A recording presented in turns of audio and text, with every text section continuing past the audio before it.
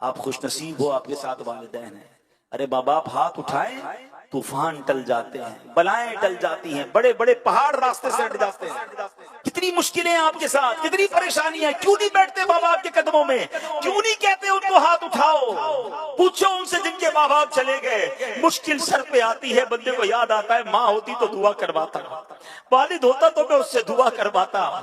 ارے آج تمہارے پاس تمہارے ماں باپ ہیں، بیٹھو ان کے قدموں میں، کرواؤ دعائیں، تمہارے مشکلیں کیسے آسان ہوں گی۔ حضرت موسیٰ علیہ نبینا علیہ السلام ایک بار چلتے چلتے آپ کو کچھ تھکاوٹ محسوس ہوئی، آپ نے اللہ پاک کی طرف، آپ چاہ رہے تھے کہ سفر آسان ہو جائے، اللہ پاک نے وحی بھیجی، اے موسیٰ قریب ایک پہاڑ ہے، وہاں تشریف لے جائیے، اس غار میں ایک شخص ہوگا، وہ آپ کے لیے سواری کا انتظام کر دے گا۔ حضرت موسیٰ اللہ کے نبی ہیں، کلیم اللہ ہیں، اللہ چاہتا تو ہوا کے ذریعے آپ کو سفر کروا دیتا، خود سواری کا انتظام فرما دیتا، آپ کو ایک بندے کے پاس کیوں بھیجا؟ آپ غار میں جاتے ہیں، اس شخص کے پاس جا کر جیسی گئے تو اس شخص نے ابھی آپ کو پہچانتا بھی نہیں تھا، آپ نے فرمایا مجھے سواری چاہیے، اس شخص نے فوراً بادل کو حکم دیا، اے بادل نیچے آؤ، بادل نیچے آیا، اور آپ نے فرمایا اس بادل کو شخص نے حکم دیا کہ ان کو ان کی منزل تک پہنچا دو۔ سبحان اللہ، حضرت موسیٰ اس بادل پر سوار ہوئے اور حضرت موسیٰ حیران ہوئے، اور جناب وہ سفر کمپلیٹ ہو گیا۔ آپ نے اللہ کی بارگاہ میں عرض کی مولا یہ بندہ کون ہے جس کی دعا سے بادل نیچے آیا، بادل نے مجھے منزل تک پہنچا دیا؟ سنیے، اللہ کی بارگاہ سے ارشاد ہوا، اے موسیٰ یہ اپنی ماں کا فرما بردار ہے، اس نے اپنی ماں کی بڑی خدمت کی ہے، جب آخری وقت آیا نا تو اس کی ماں نے اس کو دعا دی تھی، بیٹا میں تم سے راضی ہوں، اللہ پاک بھی تم سے راضی ہو۔ اللہ فرماتا ہے موسیٰ میں اس سے راضی ہو گیا ہوں، اللہ نے فرمایا موسیٰ میں اس سے راضی ہوں۔ اب اگر یہ بندہ دعا کرے کہ یا اللہ سرخ پہاڑ کو سیاہ کر دے یا سیاہ کو سرخ بنا دے، اے موسیٰ میں اب اس کی یہ دعا بھی قبول کر لوں گا۔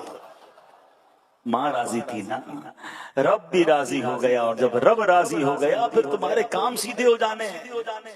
جس کو دیکھو کوئی بیمار ہے، کوئی قرضے میں ہے، کوئی ٹینشن میں ہے، کوئی پرابلم میں ہے، ہر طرف دوڑے اور دعائیں کروانے۔ ارے ماں گھر میں بیٹھی ہے، اس کی دعا لے لو نا، والد گھر میں ہے، جاؤ نا اس کے پاس، پیر دبائیے ان کی خدمت کیجئے، معافی پہلے تو مانگیے ان سے۔ کتنی بلند آواز میں باتیں کی ہیں، کتنا جھاڑا ہے اپنے ماں باپ کو، کتنا برا بھلا کہتے ہو۔ دوستوں کے لیے ٹائم ہے، والد کے لیے ٹائم نہیں ہے۔ خدا کی قسم ثواب کا انبار ہے تمہارے گھر میں۔ حدیث پاک کے الفاظ ہیں، جو بیٹا، جو اولاد اپنے ماں باپ کو محبت کی نگاہ سے دیکھے، حدیث پاک کا مضمون ہے، نبی پاک فرماتے ہیں جو اولاد اپنے ماں باپ کو محبت کی نگاہ سے دیکھے، اللہ مقبول حج کا ثواب عطا فرماتا ہے۔ اللہ اکبر۔ صحابی رسول نے پوچھا وَإِن نَظَرَ كُلَّ يَوْمٍ 100 مَرَّةٍ، یا رسول اللہ کوئی 100 بار دن میں دیکھ لے۔ ارے ماں باپ تو گھر میں ہے نا، جتنی بار چاہے دیکھیں۔ اللہ اکبر۔ نبی پاک نے کیا فرمایا؟ اللہ اکبر و اطیب، اللہ بہت بڑا اور پاک ہے، یعنی کوئی 100 بار دیکھے اللہ 100 حج کا ثواب عطا فرماتا۔ تمہارے گھر میں اتنا بڑا ثواب موجود ہے، اب مجھے بتاؤ دیکھنے پر حج کا ثواب ہے، پیر دبانے پر کتنا ثواب ہوگا؟ ویل چیئر چلانے پر کتنا ثواب ہوگا؟ ان کے لیے دوائی لانے پر کتنا ثواب ہوگا؟ ماں اور ابو کے لیے ان کی من پسند کبھی باہر سے کھانا لانے کا کتنا ثواب ہوگا؟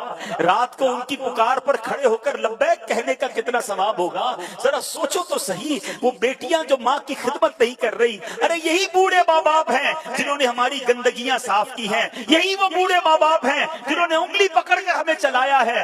آج ان کو چلنے کی ضرورت ہے، تم دور جا رہے ہو، آج ان کو تمہاری ضرورت ہے، تمہارے پاس ٹائم نہیں ہے۔ وہ کہتے ہیں نا کہ 2 ماں باپ مل کر 11 10 بچے سنبھال لیتے ہیں، 11 بچوں سے مل کر 2 ماں باپ نہیں سنبھالے جاتے۔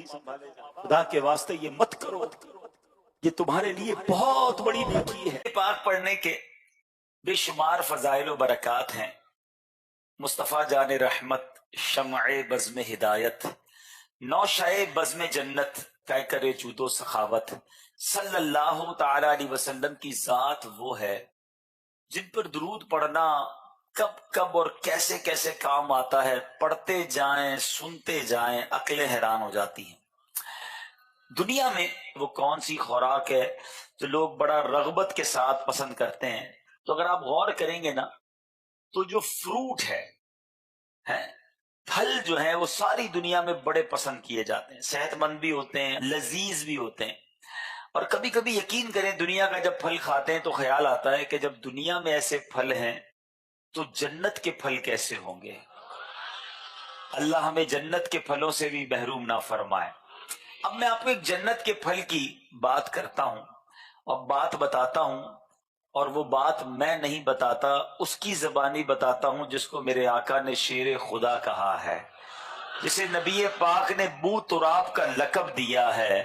کوئی اور نہیں، مولا کائنات مولا علی شیر خدا کرم اللہ تعالی وجہ الکریم فرماتے ہیں کہ اللہ پاک نے جنت میں ایک درخت پیدا فرمایا جس کا پھل، اب ذرا غور کیجئے گا، دنیا کے پھلوں کو ذرا امیجنیشن میں اپنے خیالات میں لائیے گا، کیونکہ مولا علی نے بھی دنیا کے پھلوں کی مثال دی. فرماتے سیب سے بڑا، انار سے چھوٹا، مکھن سے نرم اور شہد سے بھی میٹھا. کیا الفاظ ہیں! سیب سے بڑا ہے، انار سے چھوٹا ہے، مکھن سے بھی زیادہ نرم ہے، فرماتے شہد سے میٹھا، اور اس کے اندر جو خوشبو ہے وہ مشک سے بھی زیادہ خوشبودار ہے. یقین کریں تعریف بیان ہو رہی ہے اور منہ میں پانی آ رہا ہے. کیسا پھل ہوگا! اچھا اب یہ پھل کس درخت پر لگے گا؟ فرماتے ہیں جو درخت ہے، اس درخت کی شاخیں موتیوں کی، تنے سونے کے اور پتے زبرجد کے ہیں. ایسا درخت اور ایسا پھل جنت میرے رب کی ہے نا. اب کس کو ملے گا یہ پھل؟ مولا کائنات فرماتے ہیں لا یاکل منها الا من اکثر من الصلاۃ علی محمد صلی اللہ علیہ وسلم. مولا کائنات فرماتے ہیں اس درخت کا پھل صرف وہی کھا سکے گا جو سرکار والا تبار صلی اللہ تعالی علیہ وسلم پر کثرت سے درود پاک پڑھے گا. اللہ اکبر. دیکھا جائے تو کتنا آسان ہے کہ درود پاک کی کثرت پہلے تو جنت میں پہنچائے گی نا، پھر جنت کا پھل کھائیں گے. تو یعنی درود پڑھنے والے کو جنت بھی نصیب ہوگی اور اللہ کی رحمت سے جنت کا پھل بھی نصیب ہوگا. تو اے جڑاں والا میں رہنے والے عاشقان رسول، درود پاک کمال کا وظیفہ ہے. دنیا میں بھی خیر ہے، آخرت میں بھی خیر ہے. ادھر بھی مشکلیں آسان ہیں، ادھر بھی مشکلیں آسان ہیں. ادھر بھی رحمتوں کا نزول ہوگا، ادھر بھی کامیابی مل جانی ہے. یہ اتنا زبردست وظیفہ ہے، مگر بدقسمتی یہ ہے کہ ہم فضول باتوں میں بہت وقت ضائع کرتے ہیں. آج جب سے یہ موبائل فون اور پھر سوشل میڈیا آیا ہے، انٹرنیٹ آیا ہے، اب ہمارے کتنے گھنٹے موبائل پر گزرتے ہیں. بتاؤ کتنا درود پڑھتے ہیں؟ سب اپنے آپ سے پوچھیں، صرف اپنے دل سے پوچھیں کہ آج میں نے کتنی بار نبی پاک کو یاد کیا، آج میری زبان نے اللہ اور اس کے رسول کا کتنا ذکر کیا. زبان سے بری باتیں بھی ہوئی ہوں گی، غلط بیانیاں بھی لوگوں سے ہو گئی ہوں گی، فضول باتیں بھی ہوئی ہوں گی، مگر اللہ رسول کا نام نہیں لیتے، وقت کو ضائع کرتے ہیں. مجھے بتائیے اس دن میں اپنے رب کے قریب ہوا، نیکیاں کر کے جنت کے قریب ہوا، یا معاذ اللہ آج کا دن مزید گناہ کیے اور جہنم کے قریب ہو گیا؟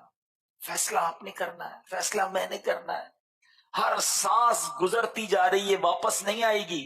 مگر ہمارا کیا حال ہے ذرا غور کیجئے. کیا ہم اپنے وقت کی قدر کرتے ہیں؟ حالانکہ اتنا آسان ہمیں ہماری شریعت نے نیکیاں کمانے کا موقع دیا ہے. ذرا مل کر کہیے سبحان اللہ. اب کہیے الحمدللہ. اب کہیے اللہ اکبر. میں نے پڑھا وہ آقا علیہ الصلوۃ والسلام فرماتے جس کا مضمون ہے کہ جو حرام سنے گا اس کی کانوں میں جہنم کے کیل ٹھوک دیے جائیں گے. ہے اتنی طاقت ہمارے اندر. بچاؤ اپنے آپ کو. کوئی دیکھے نہ دیکھے، اللہ دیکھ رہا ہے. اللہ کرے کہ میں بھی ان باتوں پر عمل کرنے والا بن جاؤں، آپ بھی بن جائیں. دنیا سے جانا ہے، یہ تھوڑی دیر کی لذت ہے، یہ تھوڑی دیر کا مزہ ہے، لیکن ہمارے نامہ اعمال میں نہ جانے کیسے کیسے حرام لکھ دیے جائیں گے. اور پتہ ہے قیامت کے دن جو ہے نا، ہمیں اپنا اعمال نامہ پڑھ کے سنانا ہے. سوچو یار، آج دنیا میں کوئی نہ دیکھ لے، دنیا سمجھتی ہے کتنے نیک ہیں، کیسے نمازی ہیں، چہرہ کتنا نورانی ہے، چہرے پہ داڑھی ہے، اور ذرا مولوی صاحب ہیں. آج تو سب یہ سمجھ رہے ہیں نا، مگر قیامت کے دن تو جو جو کیا ہوگا چھپ چھپ کر کیا ہوگا وہ بھی پڑھ کے بتانا ہوگا، سارے لوگ سنیں گے. یہاں والد نہ دیکھ لے، بھائی نہ دیکھ لے، تمہیں 2-3 لوگوں کی شرم ہے، وہاں پوری دنیا کے سامنے پڑھ کر اگر سنانا پڑ گیا کہ اندھیرے میں کیا کیا تھا، رات کو کیا کیا تھا، دن کو کیا کیا تھا، کیسے پڑھیں گے؟ سوچو، اس دن کی شرمندگی سے بچنے کے لیے آج گناہوں سے اپنے آپ کو بچائیے، چھپ چھپ کر گناہ نہ کریں. سید اعلیٰ حضرت امام اہل سنت کمال کی بات کرتے ہیں. یعنی ہماری غفلت تو دیکھو یار، جرم اللہ کا کر رہے ہیں، ڈر لوگوں سے رہے ہیں. خطا کس کی کر رہے ہیں؟ اللہ کی کر رہے ہیں، ڈر لوگوں سے لگ رہا ہے، حالانکہ رب دیکھ رہا ہے. میرے رضا لکھتے ہیں نا، چھپ کے لوگوں سے کیے جس کے گناہ، چھپ کے لوگوں سے کیے جس کے گناہ، وہ خبردار ہے کیا ہونا ہے، وہ دیکھ رہا ہے. اللہ مجھے بھی سچی توبہ کی توفیق عطا فرمائے، آپ کو بھی نصیب فرمائے. ہمیں اپنی آنکھوں، اپنے کانوں، اپنی زبانوں کو حرام سے بچانا نصیب فرمائے. اللہ کرے یہ زبان بس ذکر و درود کرتی رہے، آنکھیں کاش یاد مدینہ میں بہتی رہیں، کان اللہ کا کلام سنتے رہیں، نعتیں سنتے رہیں، بیانات سنتے رہیں. حرام سے اپنے آپ کو ہم بچائیں. آئیے مل کر محبت کے ساتھ باواز بلند درود پاک پڑھ لے. صلو علی الحبیب. میٹھے میٹھے اسلامی بھائیوں، آج میں نے آپ کو ایک بڑا عجیب و غریب واقعہ سنانا ہے، اور یہ واقعہ امیر المومنین حضرت عمر فاروق رضی اللہ تعالیٰ عنہ کے دور کا واقعہ ہے. حضرت سیدنا عبداللہ ابن عباس رضی اللہ تعالیٰ عنہ ارشاد فرماتے ہیں کہ میں عمر فاروق رضی اللہ تعالیٰ عنہ کے پاس تھا، اور آپ لوگوں کو ان کے کوائف دکھا رہے تھے. کوئی ڈاکیومنٹیشن کا کام ہو رہا تھا، کوئی کاغذی کاروائی وغیرہ ہو رہی تھی. کہتے اسی دوران ایک بوڑھا شخص آپ کے پاس سے گزرا، جو اندھا بھی تھا اور لنگڑا بھی تھا، اور اس کے آگے آگے ایک اور آدمی چل رہا تھا، اور اس لنگڑے نابینا کو سختی سے ہوئے گھسیٹتا ہوا جا رہا تھا. ایک تو بوڑھے کا ادب ہونا چاہیے تھا، اندھا بھی تھا، لنگڑا بھی تھا، مگر اس کو بڑے، جس کو کہیں کہ گھسیٹ کر وہ لے جا رہے تھے. تو حضرت عمر نے فرمایا کہ میں نے اتنا برا منظر کبھی نہیں دیکھا، یہ کیا حال ہے شخص کا. تو آپ کے پاس بیٹھے ہوئے لوگوں میں سے ایک نے کہا کہ امیر المومنین کیا آپ اسے جانتے ہیں؟ فرمایا نہیں میں تو نہیں جانتا. تو اس شخص نے کہا یہ ابن صبغہ ہے، جس پر بریک کی پھٹکار پڑی ہے. ایک اور شخص ہے جس نے اس کے لیے بددعا کی تھی. تو حضرت عمر نے کہا کہ وہ اس بندے کا نام کیا ہے؟ بریک تو لقب ہوا. کہا اس کا نام ایاز ہے. فرمایا ایاز کو لے کر آؤ. اب ایاز کو لایا گیا. سیدنا امیر المومنین نے کہا کہ یہ جو بنو صبغہ کا جو واقعہ ہے مجھے وہ سناؤ. اب وہ شخص کہتا ہے حضور بات یہ ہے کہ صبغہ کے 10 بیٹے تھے، اور میں ان کا چچا زاد بھائی تھا. میرے بھائیوں میں سے میرے علاوہ کوئی باقی نہیں بچا تھا. میں اپنے چچا زاد بھائیوں کے پڑوس میں رہتا تھا. میری پوری قوم میں وہی میرے سب سے زیادہ قریبی رشتہ دار تھے. وہ مجھ پر ظلم و ستم کیا کرتے، میرا مال ناحق چھین لیا کرتے. میں نے خدا کا خوف دلاتا، رشتہ داری اور ہمسائیگی کا واسطہ دیتا کہ مجھ سے ظلم کا ہاتھ روک لو، مگر یہ واسطے دینا بھی مجھے ان کے ظلم سے نہ بچا سکا. چنانچہ انہوں نے مجھ پر بڑا ظلم کیا، مال بھی لے لیا، تکلیف بھی پہنچائی، بڑا ستاتے تھے. آخر کار تنگ آ کر میں نے اللہ پر معاملہ چھوڑ دیا اور رجب کے مہینے کا انتظار کرنے لگا، کیونکہ رجب بڑا حرمت والا، پاکیزگی والا مہینہ تھا. اب جب رجب کا مہینہ آیا تو میں نے اللہ کی بارگاہ میں ہاتھ اٹھا کر یہ دعا کی کہ اللہ میں دل کی گہرائی سے تجھ سے دعا کرتا ہوں کہ تو ایک کے علاوہ صبغہ کے سارے بیٹوں کو ہلاک فرما دے، اور اس ایک کو لنگڑا اور اندھا کر دے، اور کوئی ایسا شخص ہو جو اس کو سختی سے کھینچتا پھرے. وہ شخص کہتا ہے چنانچہ میں نے جب یہ دعا کی، دل کی گہرائیوں سے بد دعا کی، ایک ایک کر کے اس کے 9 بیٹے مر گئے. ایک باقی بچا، وہ اندھا ہو گیا، اس کی ٹانگیں بھی مفلوج ہو گئی. اور آپ دیکھ رہے ہیں کہ اسے لانے والا اور لے جانے والا کتنی سختی سے گھسیٹ کر لاتا ہے اور لے جاتا ہے. حضرت سیدنا فاروق اعظم رضی اللہ تعالی عنہ نے کہا کہ واقعی یہ بڑا عجیب و غریب واقعہ ہے۔ اے میرے بیچ اسلامی بھائی، کیا سیکھنے کو ملا کہ ظلم جو ہوتا ہے نا اس کا انجام بہت برا ہوتا ہے۔ آج کوئی شخص کسی کا مال دبا لیتا ہے، کسی کے پر ظلم کر لیتا ہے، کسی کو تکلیف پہنچاتا ہے، کہتا میرا کوئی نہیں بگاڑ سکتا، میرے بڑے تعلقات ہیں، میرے پاس بڑا مال ہے، یہ میرا کیا کر سکتا ہے، اس کو تو چوٹی کی طرح مسل دوں گا، میری بڑی ٹور ہے، میں علاقے کا بڑا ہوں، خاندان کا بڑا ہوں، محلے میں میرا نام ہے، میں سیاسی تعلق رکھتا ہوں، میرا خاندان اتنا بڑا ہے، میری پاور دیکھو کتنی ہے، میری باڈی میں اتنی طاقت ہے۔ کچھ لوگوں کو اپنی جان پر بڑا، جس کو کتنا زوم ہوتا ہے کہ میرے سامنے تو آئے ایک تھپڑ مار کے گرا دوں گا۔ ٹھیک ہے، سامنے والا کمزور ہے، لاغر ہے، تعلق بھی نہیں، غریب بھی ہے، مفلس بھی ہے، کر بھی کچھ نہیں سکتا، تو یاد رکھیے گا کہ یہ سب چیزیں دنیا میں ہیں، مگر جو مظلوم ہے نا، سچی بات بتاؤں، بہت طاقتور ہے، مظلوم بڑا پاورفل ہے۔ اور میں خود نہیں کہہ رہا، سنو میں آپ کو حدیث پاک سناتا ہوں، کتنی طاقت ہے، کیسا کنیکشن ہے اس کا۔ تمہارا دنیا کے وزیر سے، دنیا کے وڈیرے سے، دنیا کی پولیس سے، دنیا کے منسٹر سے تعلق ہے نا، اس لیے روب ہے۔ اچھا، بدماشوں سے تعلق ہے، گینگ والوں سے تعلق ہے، تمہارے ایک فون پہ 10 لوگ آ جاتے ہیں، اسلحہ لے کر آ جاتے ہیں، کر لو سارے تعلق استعمال۔ آؤ میں بتاتا ہوں مظلوم کی طاقت کیسی ہے، اس کے پاس کون سا کنیکشن ہے۔ اللہ کے حبیب صلی اللہ تعالی علیہ وسلم فرماتے ہیں، اتقی دعوت المظلومی فإنها ليس بينها وبين الله حجاب۔ اللہ کے حبیب فرماتے ہیں مظلوم کی بد دعا سے بچو، ڈرو مظلوم کی بد دعا سے، کیونکہ اللہ اور اس کے درمیان کوئی پردہ نہیں ہوتا، اس کی دعا براہ راست رب تک پہنچتی ہے، بلا حجاب اس کی پکار سنی جاتی ہے۔ آپ کو میں زندگی کے کچھ ایسے معاملات بتانا چاہتا ہوں۔ کچھ لوگ ہوتے ہیں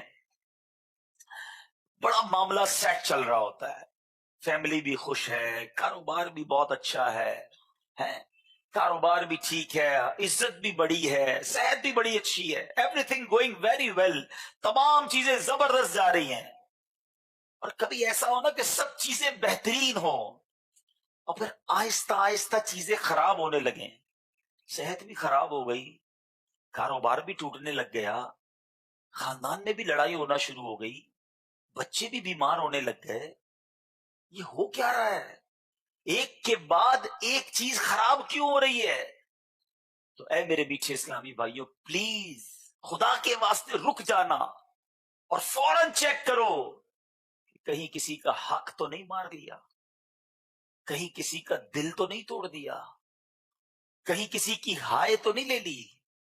یاد رکھنا، اگر مظلوم کی بد دعا ہے نا تو پھر بربادی مقدر ہے۔ آپ دیکھو نا، 10 بچے تھے، سب چلے گئے دنیا سے، اور جو ایک بچا وہ اندھا اور مفلوج ہو گیا، کیونکہ اس نے دل سے دعا مانگی تھی، تڑپ کر دعا مانگی تھی۔ زندگی میں کام ایسے کرو میرے میٹھے اسلامی بھائیوں کہ لوگ دعا دیں، میرے پیچھے بھی لوگ میرے لیے دعا کریں، میرے مرنے کے بعد بھی لوگ مجھے دعائیں دیں، کوئی یہ نہ کہے کہ جان چھوٹی، بڑی تکلیف دینے والا تھا، چلا گیا دنیا سے۔ زندگی ایسی نہ گزارنا کہ آپ چلے جائیں سامنے سے تو پیچھے لوگ ہاتھ اٹھا کر کہیں کہ یا اللہ اس سے تو ہی بدلہ لے۔ پھر رب نے بدلہ لینا ہے، جب وہ قہر نازل فرمائے گا تو کسی میں تاب نہیں ہے۔ بڑے بڑے ترم خان ہم نے تباہ ہوتے اور برباد ہوتے دیکھے ہیں۔ بندہ تخت سے تختے پر پہنچ جاتا ہے، محل سے روڈ پر آ جاتا ہے، زکات دینے والا زکات لینے والا بن جاتا ہے۔ کبھی اپنے مال پر، اپنے تعلقات پر، اپنے عہدے پر غرور نہ کرنا اور کبھی کسی کو تکلیف نہ دینا۔ ایسے بہت سارے واقعات موجود ہیں کہ آپ پڑھتے جائیں تو عقل حیران ہو جاتی ہے کہ کیسے بربادی مقدر بنی۔ ایک شخص کسی بازار میں مچھلی بیچتا تھا اور اس کا ایک روزانہ مچھیرا تھا۔ ایک حکومت کا عہدے دار اس بازار میں سروے کے لیے گیا، جب وہاں پہنچا تو اس نے دیکھا کہ بڑی فریش مچھلی ہے، اس نے کہا یہ مچھلی دکھانا ذرا، اس مچھیرے سے وہ مچھلی لے لی، اور جب مچھلی لی نا تو وہ مچھلی پھڑک رہی تھی کہ بہت فریش ہے. اس نے کہا صاحب یہ 500 روپے کی ہے. کہتا کبھی ہم نے پیسے دیے, ہم سے پیسے مانگتے ہو. مچھلی لے کر گھر کی طرف چلا گیا. وہ مچھیرا چیختا رہ گیا کہ بھائی میری روزی ہے, بچوں کا روزگار ہے, میں آج روٹی کیا لے کے جاؤں گا گھر پر. اس نے پھر کر دیکھا نہیں, وہ افسر چلا گیا. مچھیرا روتا رہ گیا. وہ افسر جب گھر کی طرف وہ مچھلی پکڑ کے لا رہا تھا تو مچھلی بہت تیزی سے ہل رہی تھی. ہلتے ہلتے اس نے انگوٹھے کو کاٹ لیا.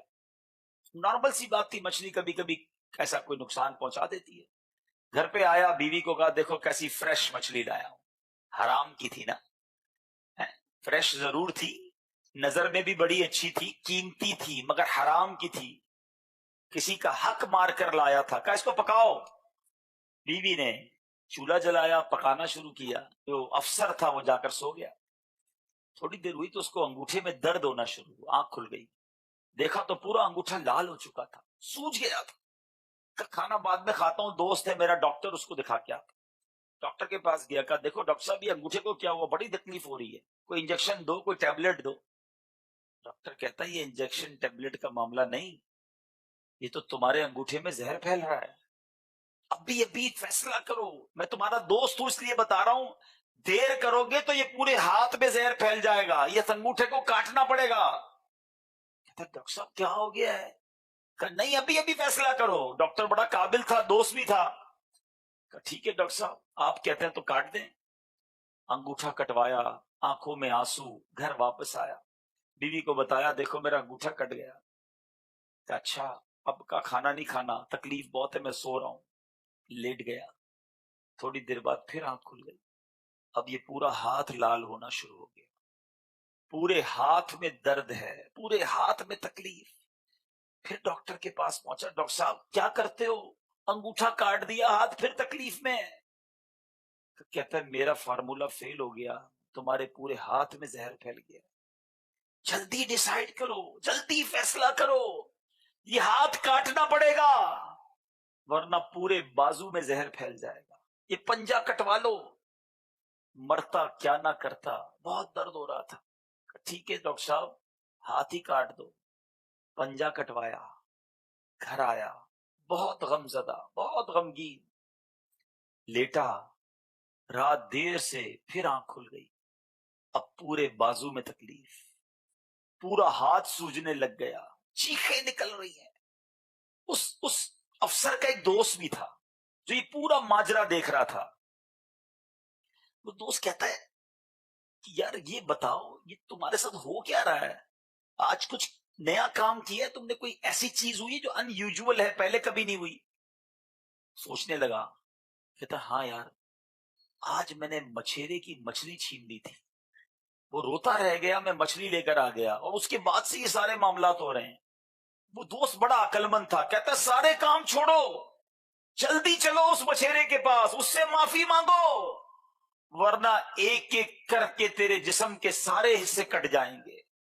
رات دیر سے وہ گاؤں میں پہنچے, مچھیرے کا گھر تلاش کیا, دروازہ کھٹکھٹایا, اس کا گھر تلاش کیا. وہ مچھیرا باہر آنکھیں ملتا ہوا نکلا کہ اس وقت رات کون آیا ہے. دیکھا وہی افسر کھڑا ہے, ایک اور نوجوان بھی ہے. جیسی مچھیرا باہر آیا وہ افسر قدموں میں گر گیا, کہتا ہے اللہ کے لیے مجھے معاف کر دو, دیکھو میرا کیا حال ہو گیا ہے. تو کہتا ہے غریب آدمی کا دل بڑا ہوتا ہے, ہاں بڑے دل والے ہوتے ہیں. کہتا ہے کہ اچھا تمہیں تکلیف ہے, چلو میں نے تمہیں معاف کیا. وہ نوجوان کہتے ہیں ایک بات تو بتاؤ, تم نے کیا کیا تھا جب یہ تمہاری مچھلی چھین کر گیا. کہتا میں نے کچھ نہیں کیا, جب یہ مچھلی چھین کر گیا نا میں بہت غمگین تھا, مجھے پتا تھا پورے دن کی روزی لے گیا میری. میں نے اللہ سے ہاتھ اٹھا کر کہے تھے یا اللہ میں کمزور ہوں, یہ طاقتور ہے, اس نے مجھ پر ظلم کیا, میں بگاڑ نہیں سکا مالک اس کا, اب میرا بدلہ تو لے رہا ہے. اے اللہ تیرے حوالے کرتا ہوں اپنا معاملہ, اب تو نے اپنی طاقت کا نظارہ دکھانا ہے. اے میرے میٹھے اسلامی بھائی, خدا را یہ مت سمجھو کہ میں طاقتور ہوں, یہ مت سمجھو کہ میرا کوئی کچھ نہیں بگاڑ سکتا. ارے ہم کچھ بھی نہیں ہیں. فرعون, حامان, نمرود بڑے بڑے آئے جو دنیا میں حکومت کرنے والے تھے, اپنے آپ کو خدا کہنے والے بن گئے. مگر کسی کو مچھر سے ہلاک کیا، کسی کو تباہ و برباد کر دیا، کسی کو میرے رب نے نیل میں غرق کر دیا۔ کبھی اپنے آپ کو مت سمجھنا، ڈاؤن ٹو ارتھ رہو، زمین کے ساتھ لگے رہو، عاجزی انکساری کا پیکر رہو۔ اگر اللہ بلندی دے اور جھک جاؤ۔ جس درخت پر پھل لگتے ہیں نا وہ پھل جھکا ہوا ہوتا ہے، عاجزی ہوتی ہے، ادھر پھل لگتے اور ہم سر اٹھا لیتے ہیں۔ سوچو تو صحیح، پیسے کس نے دیے؟ ہم تو مالدار نہیں تھے، اللہ نے مالدار بنایا جس کو بنایا، عزت اللہ نے دی، شہرت رب نے دی۔ ہونا کیا چاہیے تھا کہ وہ عطائیں بڑھاتا، ہم سجدے بڑھاتے، ہم شکر بڑھاتے، ہم اللہ کی بارگاہ میں سر کو جھکاتے، مگر ہم بندوں پر ظلم کرنے لگ گئے۔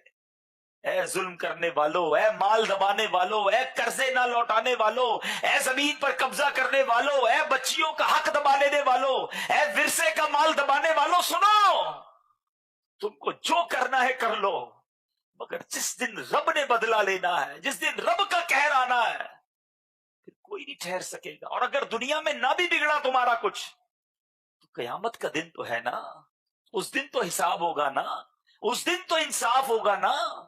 اور سنو وہاں کا انصاف کیا ہوگا۔ سیدی اعلیٰ حضرت امام اہل سنت فرماتے ہیں کہ قیامت کے دن جس نے کسی کے 3 پیسے، میں 3,000 روپے کی بات نہیں کر رہا، میں 3 لاکھ روپوں کی بات نہیں کر رہا، میرے اعلیٰ حضرت لکھتے ہیں کہ 3 پیسے جان بوجھ کر دبا لیے، کل بروز قیامت اس کو اس کے بدلے 700 مقبول با جماعت نمازیں دینی پڑ جائیں۔ ہے 700 مقبول با جماعت نمازیں، 3 پیسے، ادھر تو لاکھوں روپے ہڑپ کیے ہوئے۔ کاروباری لوگ ہیں نا، بل آیا ان کے پاس کسی بیچارے کپڑے والے کا یا جو بھی آپ کا سپلائر ہے، 40,222 روپے بنے، کہتے 222 نہیں دوں گا، یہ 40,000 دوں گا۔ اس طرح پیسے نہیں اڑا سکتے آپ اوپر کے، اس کی اجازت ہے، وہ دل سے اجازت دے رہا ہے، مجبور ہے بیچارہ، کہتا دے ہی دیتے تو چلے، آپ کی مرضی۔ اگر کوئی ڈسکاؤنٹ چاہیے تو راضی خوشی سے ڈسکاؤنٹ ہوگا، جبرن نہیں ہوگا۔ ٹھیلے پہ جاتے ہیں فروٹ والے کے، چنے والے کے ٹھیلے پہ گئے، اس سے باتیں کرتے کرتے ایک فروٹ اٹھا کے کھا لیا، یہ اجازت نہیں ہے۔ تن کا بھی کسی کا بغیر اجازت آپ استعمال نہیں کر سکتے۔ غور کر لیجئے، حقوق العباد کا معاملہ بڑا سخت ہے، توبہ کر لو، آج لوگوں کا حق لوٹا دو۔ نبی پاک علیہ الصلوۃ والسلام نے ایک بار صحابہ سے فرمایا، بتاؤ مفلس کون ہے؟ اگر میں یہی سوال آپ سے کر لوں کہ بتاؤ کون مفلس ہے، تو آپ بھی وہی جواب دیں گے جو نارملی جو صحابہ کرام نے اس زمانے میں جواب دیا تھا۔ صحابہ کہتے ہیں حضور جس کے پاس مال نہیں ہے، درہم و دینار نہیں ہے، وہ مفلس ہے۔ ہم بھی آج یہی سمجھتے ہیں نا، جس کے پاس پیسے نہیں ہے وہ مفلس ہے۔ نبی پاک نے فرمایا نہیں، حدیث پاک کا مضمون ہے، پیارے آقا فرماتے ہیں مفلس وہ ہے جو قیامت کے دن اس حال میں آئے گا کہ اس کے پاس نمازیں بھی ہوں گی، روزے بھی ہوں گے، صدقہ بھی ہوگا۔ اے نمازیوں سنو، اے حاجیوں سنو، اے صدقہ دینے والوں سنو، آقا فرماتے ہیں کیا لے کر آئے گا، مگر اس حال میں آئے گا کہ اس نے کسی کا دل دکھایا ہوگا، کسی کا مال دبایا ہوگا۔ وہ لوگ آ کے کھڑے ہو جائیں گے اللہ کی بارگاہ میں۔ آج تمہارے سے کوئی نہیں بگاڑ سکتا نا، اس دن تو رب ان کے ساتھ ہوگا نا، کھڑے ہو جائیں گے کہ یا اللہ اس نے وہ ہمارا پر ظلم کیا ہے، ہمیں ذلیل کیا، ہمیں گالیاں دی، ہمیں لوگوں کے سامنے اس نے ذلیل کیا، ہمارے پیسے دبا لیے۔ اب فیصلہ کیسے ہوگا؟ اس دن چیک بک تو ہوگی نہیں کہ یا اللہ وہ پاکستان میں اپنے اکاؤنٹ میں 50 لاکھ رکھ کے آیا ہوں، اے اللہ تو ان کو دے دے۔ اس دن اکاؤنٹ نہیں چلے گا، اس دن اکاؤنٹ چلے گا نیکیوں اور گناہوں کا۔ میرے آقا فرماتے ہیں پھر ایک ایک حق مانگنے والے کو اس کی نیکیاں دی جائیں گی۔ نبی پاک فرماتے ہیں اتنے لوگ ہوں گے کہ ساری نیکیاں ختم ہو جائیں گی، پھر بھی حقدار باقی بچ جائیں گے۔ اب کیا ہوگا؟ نیکیاں ختم ہو گئی۔ بینک کرپٹ کرتے نا لوگ، کہتے پیسے نہیں ہے بھائی جو کرنا ہے کر لو، ادھر یہ نہیں ہوگا، نیکیاں ختم۔ اب فرمایا ان کے گناہ اس کے سر ڈالے جائیں گے۔ اب حق لینے والے گناہ ڈال کے جائیں گے اپنے، اور پھر یہ وہ بد نصیب ہے جو قیامت کے دن نیکیاں لے کر آیا مگر اب اسے جہنم میں ڈالا جا رہا۔ یہ سجدے، یہ نمازیں، یہ روزے، یہ عبادتیں بہت اچھی بات ہے، مگر ظلم نہ کرنا، حق تلفی نہ کرنا، لوگوں کے دل نہ دکھانا، کہیں ایسا نہ ہو یہ ساری عبادتیں برباد ہو جائیں۔